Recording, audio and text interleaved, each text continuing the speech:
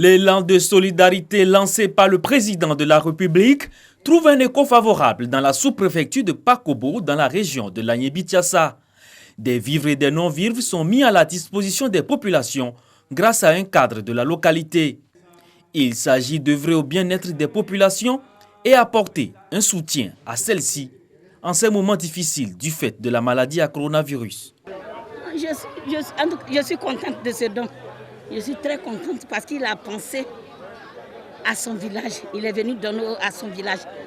Parce que même la Bible nous dit de partager. Et il a partagé. Donc je bénis l'Éternel. Quand je gagne à manger et mon prochain n'a pas, vraiment, je n'ai pas la paix du cœur.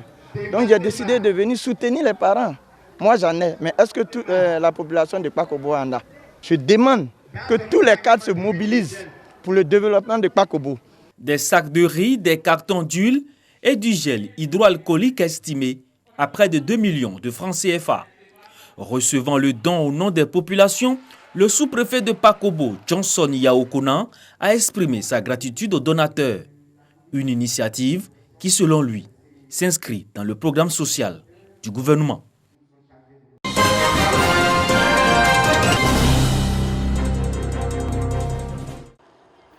Corridor nord de Boaké, mardi 9 juin 2020. Un dispositif particulier est mis en place. Le corps préfectoral, la police, la gendarmerie et la douane sont en alerte. 17h30, un camion transportant du bétail arrive.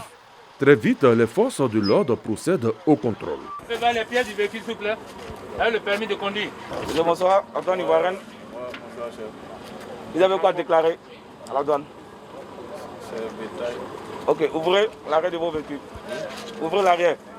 Au cours du contrôle, 30 individus dissimulés entre les moutons sont interpellés. Certains affirment avoir déboursé de l'argent pour effectuer le voyage à partir du Burkina Faso jusqu'en Côte d'Ivoire, alors que les mesures prises par les autorités ivoiriennes pour lutter contre la Covid-19 l'interdisent. J'ai payé 10 000 pour venir en Côte d'Ivoire. Il est donné un chauffeur. J'ai payé 25, j'ai dit après, si je suis arrivé ici, on va compléter 10 000 là. Mais comme il n'a pas arrivé, je fais ça comme il n'y a pas qu'à, c'est ça, on fait ça. Ici, le droit sera appliqué. Je voudrais vous souhaiter la bienvenue en Côte d'Ivoire. La Côte d'Ivoire est un pays hospitalier. Mais vous savez que nous traversons une crise de Covid. Et les frontières sont fermées. Vous serez remis aux mains de la justice. Et la justice va faire une procédure. Et vous serez traité selon les lois de la Côte d'Ivoire. C'est confortablement installé dans des véhicules de la police et de la gendarmerie que ces individus ont été amenés en vue d'être identifiés. Une procédure judiciaire est donc ouverte.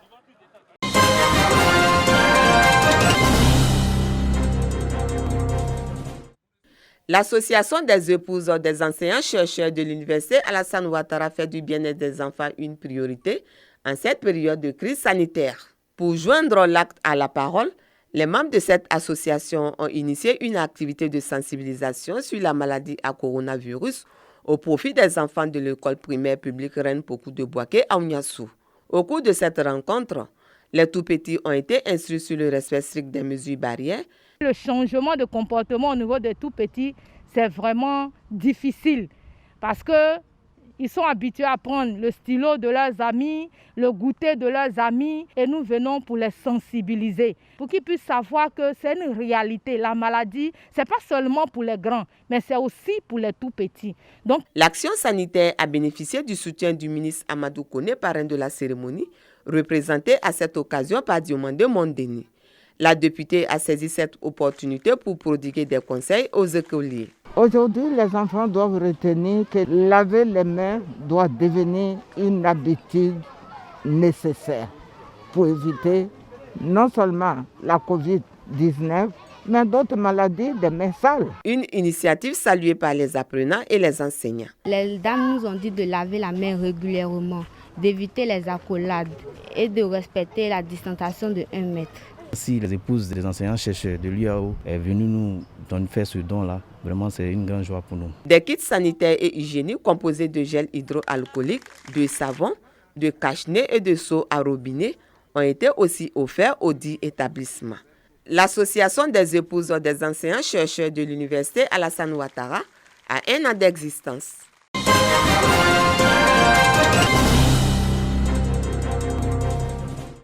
Venues des localités les plus éloignées des départements de Gagnoa et Doumé, ces femmes, des mamans pour la plupart d'entre elles, sont célébrées par le conseil régional du Gor. Ces femmes représentent les associations féminines de ces 2 départements. Elles entendent tout mettre en œuvre pour leur autonomisation. Je remercie notre papa Guillaume Bagnon pour tout ce qu'il a fait pour nous, pour tout ce qu'il fait pour les femmes. En tout cas, je remercie beaucoup.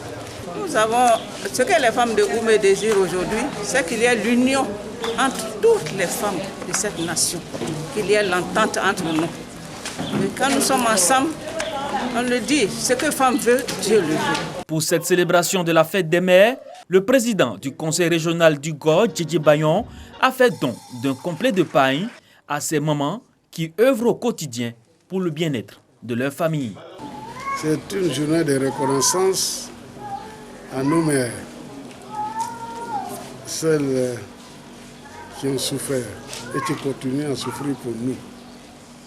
Il était donc important que je fasse aussi ce geste. Selon Djidji Bayon, aucun développement ne peut se faire sans l'implication des femmes.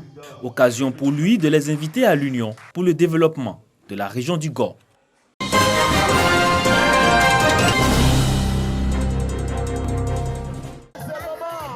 Ce n'est pas un artiste chanteur, ni un maître danseur sur la piste de danse au milieu de ses admirateurs.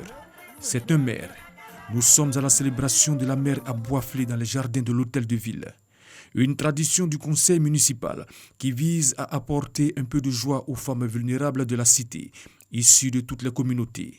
La maman donne naissance à des grands hommes. Elle donne naissance aussi à des petits. Elle peut même ne pas enfanter, mais elle reste toujours une maman, comme la terre. Même si les herbes ne poussent pas là-dessus, c'est toujours la terre. Nous avons choisi de vous magnifier. Nous avons choisi, un tant soit peu, d'adoucir vos cœurs et de vous apporter quelque chose. Le premier magistrat de la commune, Lucien Leyebi, est venu les bras chargés de cadeaux pour 120 mamans sélectionnées sur des critères de vulnérabilité, particulièrement des pagnes d'un coût global de 2 millions de francs CFA, et cela dans le respect de la distanciation physique et des autres mesures barrières. Une marque d'attention du donateur qui réjouit la totalité des mères. Nous, les mamans de votre commune, nous vous disons merci à l'infini. Les mères détenues à la prison civile de la cité Violet-Blanc, chef-lieu de la Maraoué, n'ont pas été oubliées. Au nombre de 5, elles reçoivent chacune un pagne, des vivres et des cache-nez. Lucien Leyebi invite surtout les femmes de Boisflé à entreprendre des activités génératrices de revenus et promet l'accompagnement du conseil municipal.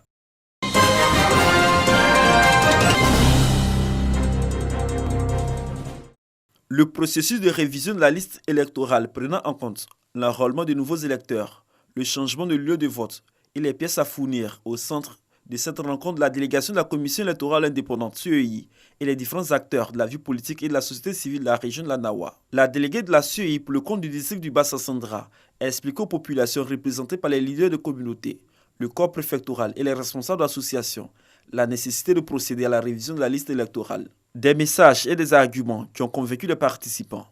Je dois faire une réunion au niveau de ma tribu. Appeler tous mes chefs de tribu, tous les présidents des jeunes, toutes les présidentes des femmes et leur dire ce que j'ai attendu ici. Et comment nous devons faire pour ne pas faire des palabres au sujet des élections. Le préfet des régions, M. Makone, a invité la population à prendre une part active à cette opération de révision de la liste électorale qui démarre ce 10 juin 2020 et ce, jusqu'au 24 juin prochain. Demandons aux uns aux autres de se procurer des différents documents qu'il faut pour pouvoir voter le candidat de leur choix aux prochaines élections. La représentante de la CEI pour le compte du district du Bassa-Sandra a également exhorté la population à s'intéresser à cette opération de révision de la liste électorale. Il est important que les parties prenantes ou les éventuels candidats puissent prendre les dispositions dès maintenant pour se mettre sur la liste électorale. Aujourd'hui, pour pouvoir changer de lieu de vote, on a besoin, vous devez fournir un certain nombre de documents.